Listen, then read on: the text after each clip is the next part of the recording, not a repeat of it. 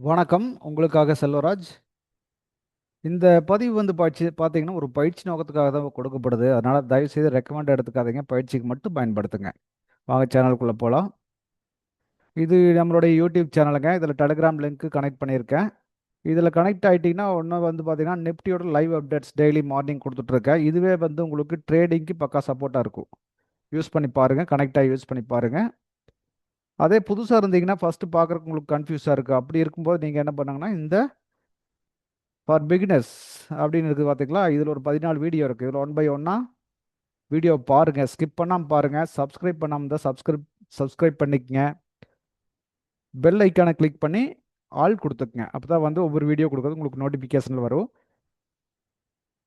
Already ட்ரேடராக இருந்தீங்கன்னா இந்த தவறாமல் பார்க்க வேண்டியது பாருங்க. இதுலயே நம்மளுடைய கான்செப்ட் கொடுத்துருப்போம். இதை பார்த்தீங்கன்னா மற்றவங்களுக்கு ஈஸியாக அண்டர்ஸ்டாண்ட் ஆகிக்கும்.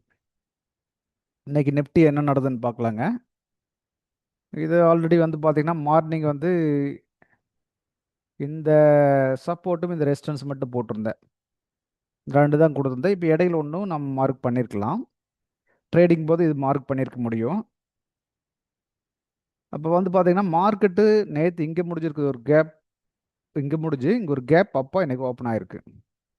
அப்போ அப்படி இருக்கும்போது, நம்ம வந்து சரி இங்க ஓப்பன் ஆகுற இடத்துல ஏதாச்சு சிச்சுவேஷன் இருக்கான்னு பார்த்தீங்கன்னா, இது பாரு இங்க ஒரு ரிஜெக்ட் பாயிண்ட்டு, இங்க ரிஜெக்ட் பாயிண்ட்டு, முன்னாடியும் அதே மாரி இருக்கு. அப்போ இந்த பாயிண்ட்டுகள வச்சு நம்ம பாருங்க, இங்கே சப்போர்ட் பாயிண்ட்டு, இங்கெல்லாம் ரிஜெக்ட் பாயிண்ட்டு, இங்கே ரிஜெக்ட் பாயிண்ட் இருக்கு. அப்போ இந்த பாயிண்ட்டுகளுக்காக நம்ம போய் ஓப்பனிங் ஆனதுனால, இதுக்காக வந்து நம்ம ஒரு ட்ராக் பண்ணியிருக்கலாம். ட்ராக் பண்ணியிருந்தீங்கன்னா, இப்போ உங்களுக்கு இதில வந்து ட்ரேடிங்க்கு ஒரு பக்காவான ஐடியா கிடைச்சிருக்கும். அப்படி இல்லாட்டி கூட ஒண்ணும் வொரி பண்ண வேண்டியதில்ல. ஏன்னா வந்து பார்த்தீங்கன்னா, இந்த இடத்துல ஓப்பன் ஆயிருக்குன்னா, இது ஒரு சப்போர்ட்டாக நம்ம மென்ஷன் பண்ணியிருக்கலாம். இதையும் கூட மென்ஷன் பண்ணியிருக்கலாம். இப்ப இதை வந்து நம்ம 5 மினிட்ல போய் ட்ரேடிங்க்கு எப்படி ஆப்பர்ச்சுனிட்டி கிடைச்சதுன்னு பார்க்கலாம்.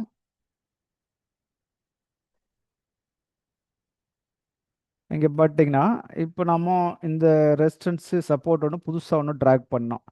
இத கூட விட்டுருவோம்ல. இதை விட்டுட்டோம்னா கூட இதை விட்டுட்டோம்னா கூட, இந்த இடத்துல இருக்குது பார்த்தீங்களா? இதை மார்க் பண்ணி இந்த ரெசிஸ்டன்ஸ் ஏரியாவ ஒரு சப்போர்ட்டா மார்க் பண்ணியிருந்து இந்த இடம் கை கொடுத்துருக்கு நம்மளுக்கு. அதை மார்க் பண்ணி பார்த்துக்குப்போம்.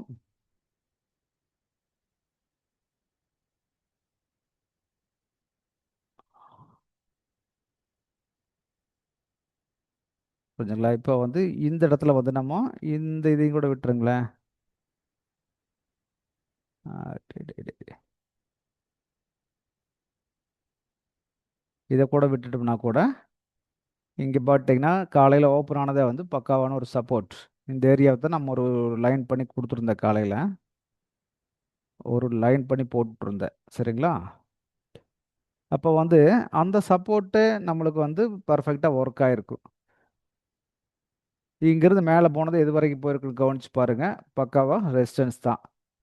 மேல போய் ஒரு சின்ன ஜர்க்கு. எகைன் மேல போய் சின்ன ஜர்க்கு. இதே தான் நடந்திருக்குது. மேல போய் தொட்டுட்டு கீழ வந்தது. இந்த சப்போர்ட்டுக்கு வர முடியல.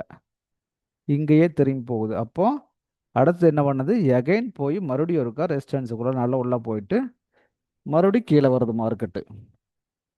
மறுபடியும் கீழ வருது. இங்கருந்து மறுபடியும் கீழ வருது மார்க்கெட்டு.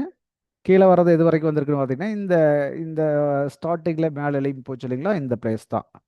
இந்த பிளேஸ் தான் வந்து அவன் மறுபடியும் சப்போர்ட் எடுத்திருக்கான். இதுவரைக்கும் போயிட்டு கீழ திரும்பி வந்திருக்கு.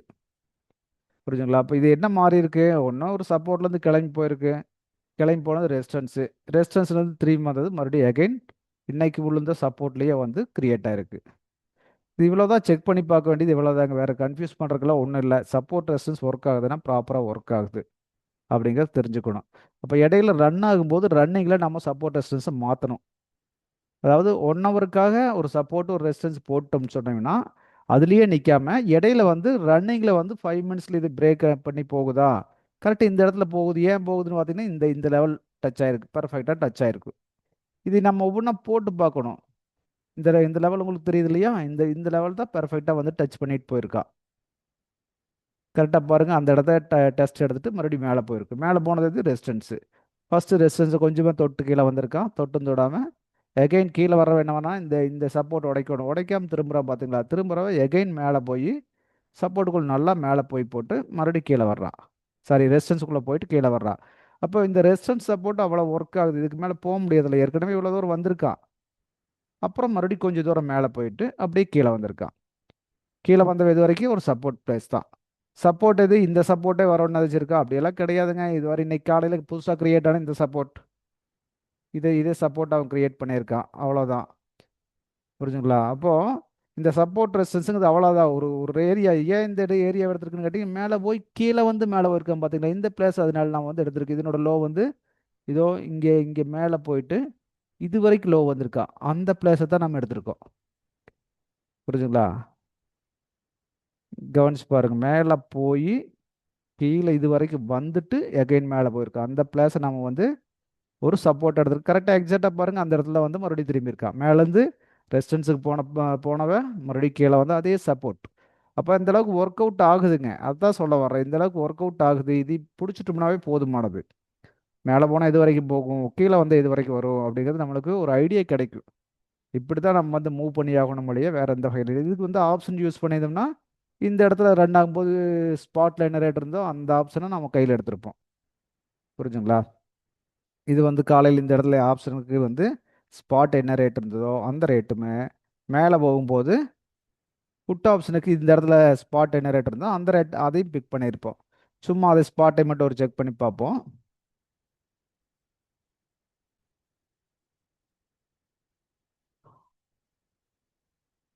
காலையில் இது பாருங்க, இதில் ரெசிஸ்டன்ஸ் சப்போர்ட் போட்டிங்கன்னா பர்ஃபெக்டாக இதில் ஒர்க் ஆயிருக்கு. கரெக்டாக வந்து இந்த பிளேஸு மேலே ரெசிஸ்டன்ஸ் பிளேஸ், இது தாண்டி ஒன்று நடக்குது. இது 1 ஹவர் ஓடுதுங்க ஸ்பாட்டில். 1 ஹவர் ஓடுது, இங்கே பர்ஃபெக்டாக ஒர்க் ஆயிருக்குது. இப்போ ஃபியூச்சர் ஸ்பாட் ரெண்டு ஒரே மாதிரி தான் ரன் ஆகிட்டு இருக்கு. ஃபியூச்சர் தான் நம்ம மெயினாக ட்ரேடுக்கு யூஸ் பண்ணுறோம், ஸ்பாட்டை சப்போர்ட்டுக்கு வச்சுக்க போகிறோம்.